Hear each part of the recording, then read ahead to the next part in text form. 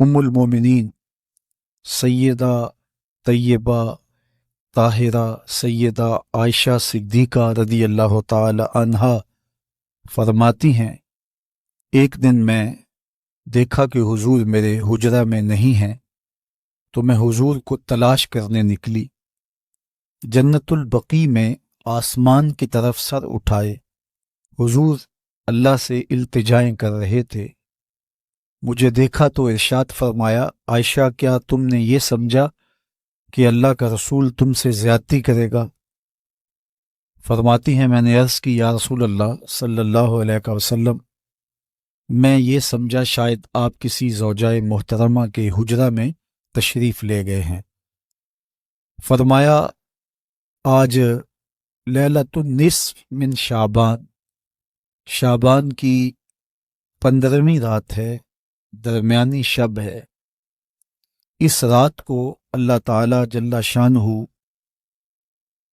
آسمان دنیا پہ نزول اجلال فرماتا ہے اور قبیلہ بنو کلب کی بکریوں کے بالوں سے زیادہ لوگوں کو جہنم کی آگ سے آزاد کر دیتا ہے۔ قبیلہ بنو کلب عرب کا بہت بڑا قبیلہ تھا جو بھیڑ بکریاں پالتے تھے، اور لاکھوں کی تعداد میں ان کی بکریوں اور بھیڑوں کے ریوڑ تھے۔ تو اس قبیلے کی بکریوں کے بالوں سے بھی زیادہ گناہ گاروں کو جہنم کی آگ سے آزاد کر دیا جاتا ہے۔ تو یہ وہ بابرکت شب رحمت ہے، شب نور ہے، جس کے دامن میں اتنی برکتیں ہیں کہ کوئی محروم نہیں رہتا۔ صرف وہ بد نصیب لوگ جو شرک میں مبتلا ہیں، جو سخت کینہ پرور ہیں، جو قطع رحمی کرتے ہیں، قاتل ہیں، عادی شرابی یا بدکار ہیں، انہیں اس مبارک رات میں محروم رکھا جاتا ہے، ورنہ اللہ کی رحمتوں کا عموم اس بابرکت راتوں میں اس قدر ہوتا ہے کہ کوئی گناہ گار جو اس کے حضور ہاتھ دعا کے لیے اٹھاتا ہے اور اپنا دامن پھیلا کے اس کی رحمتیں مانگتا ہے، اسے محروم نہیں رکھا جاتا، بلکہ اللہ سب گناہ گاروں کو جہنم کی آگ سے آزاد کر دیتا ہے۔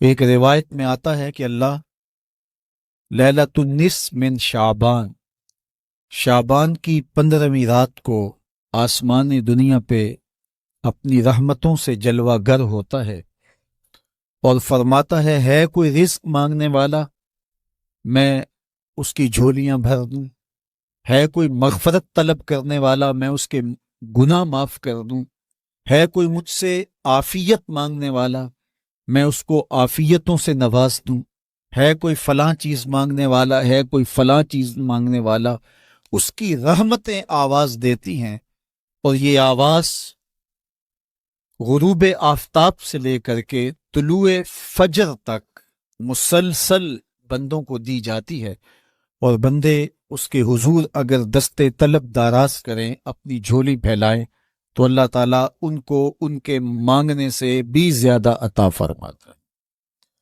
اس امت کو اللہ تعالیٰ نے اس طرح کی راتیں دے کر کے مغفرت، بخشش، غفران اور رحمتوں کی فراوانی نصیب کی ہے۔ میرے حضور نے ارشاد فرمایا، ایک شخص صبح سے لے کے ظہر تک مزدوری کرتا ہے، اس کو ایک قیرات ملتا ہے۔ ایک ظہر سے لے کر عصر تک مزدوری کرتا ہے، اس کا وقت تھوڑا ہے لیکن اس کو بھی ایک قیرات ملتا ہے۔ اور تیسرا شخص عصر سے لے کر مغرب تک مزدوری کرتا ہے، اس کو 2 قیرات ملتے ہیں، جبکہ اس کا وقت دونوں سے کم ہے۔ فرمایا پہلی مثال یہود کی ہے، دوسری مثال نصارہ کی ہے، اور تیسری مثال میری امت کی ہے کہ اس کو تھوڑے عمل پر زیادہ ثواب دیا جاتا ہے۔ تو یہود اور نصارہ نے اس پہ برا منایا، تو حضور علیہ السلام نے فرمایا کہ اللہ نے ان کے اجر میں تو کمی نہیں کی، لیکن مسلمانوں کو زیادہ اجر دے دیا، تو یہ اس کی کرم نوازی ہے۔ تو یہ تھوڑے وقت کی عبادتیں اور چند راتوں کی بیداری اور مخصوص اوقات میں اللہ کے حضور عبادت و ریاضت ایک گناہگار کو کہاں سے کہاں تک پہنچا دیتی ہے، اس کے گناہوں کی معافی کا ذریعہ بھی بنتی ہے اور درجات کی بلندی کا سبب بھی۔ دیکھیے، لیلۃ القدر ایک رات 1000 مہینے کی عبادتوں سے بہتر قرار پاتی ہے۔ اسی طرح دیگر مواقع ہیں کہ اللہ تعالیٰ اس امت کے لیے رکھے ہیں، رحمت رب بہانہ می طلب، اور یوں بھی پڑھا گیا رحمت رب بہانہ می طلب۔ اس کی رحمتیں قیمت نہیں مانگتی اور اس کی رحمتیں بہانہ تلاش کرتی ہیں، تو وہ اپنے بندوں کو بخشنے پہ آمادہ ہے اگر وہ اپنا دامن طلب پھیلائیں۔ قرآن مجید میں ایک مقام دیکھیے کتنا دل آویز ہے، فرمایا ما یفعل اللہ بعذابکم، اللہ تمہیں عذاب دے کے کیا کرے گا؟ اس کی یہ چاہت نہیں ہے کہ تمہیں عذاب میں مبتلا کرے، اس کی چاہت یہ ہے کہ تم اس کی چوکھٹ پہ آؤ، جھولی پھیلاؤ، اس سے خیرات اور رحمت مانگو، اور وہ تمہارے ماضی کے سارے گناہ معاف کر کے، ساری غلطیاں معاف کر کے تمہیں اپنی رحمتوں سے مالا مال فرما دے۔ تو وہ بندوں کو بخشنے پہ، بندوں کی مغفرت کرنے پہ آمادہ ہے اور اس کی رحمتیں بہانے تلاش کرتی ہیں۔ اللہ اکبر۔ اور دوسری جانب اس کے بندے، اس کے مملوک، اس کی مخلوق، اور مخلوق کی گناہگار اور نیکوکار اس کی رحمتوں کے طالب ہوتے ہیں، بلکہ وہ گناہ کرنے کے بعد جب معافی مانگتے ہیں تو اللہ کو یہ معافی بہت پسند ہے۔ معافی مانگنا، اس کے حضور اپنے دامن کو پھیلانا، وہ اس کو بہت زیادہ محبوب ہے۔